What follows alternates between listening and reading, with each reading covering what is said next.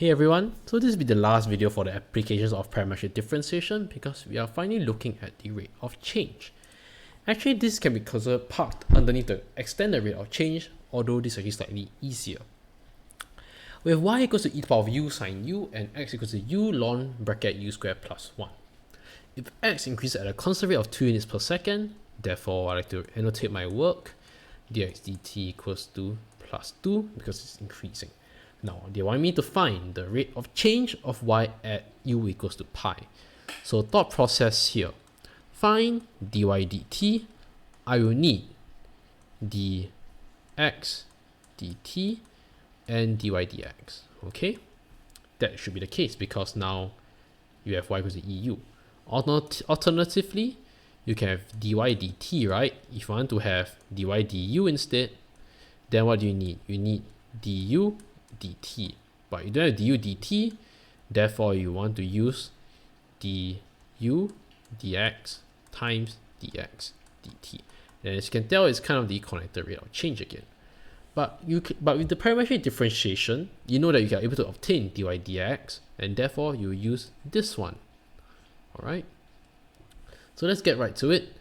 Dx dt times dy dx. We already have dx dt, but you are able to find dy dx now. So we have dy dx equals to, well, differentiate y with the u first. So we have e to the power of u sine u plus e to the power of u cosine u. If you're experienced enough, you know that you can just write down eu, e to the power of u bracket sine u plus cosine u. Because if you're experienced and if you're able to do differentiation in your head very fast, well, you can immediately write down the factorized form. Now differentiate x with respect to u. So I differentiate u first to get me ln u squared plus 1, plus sign because it's the product rule. Now I differentiate ln u squared plus 1, so I denominator I get u squared plus 1, differentiate u squared plus 1 to give me back 2u. Now I times the other term u, I get back 2u squared over u squared plus 1. You don't have to simplify this because this is not the final answer because they want you to find the rate of change of y when u equals to pi. So immediately write down dy dt equals to u equals to pi. So first thing write down is dx dt times dy dx. Dx dt is 2, so 2 times dy dx, so e to the power of pi. Now you can add, now you can just factorize out in your head, so this will work as well. Sine pi is 0, so 0. Cosine u will be minus 1, so e to the power of pi times minus 1.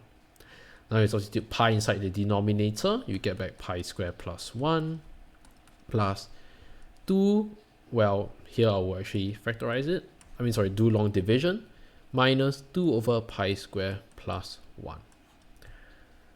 And this basically, your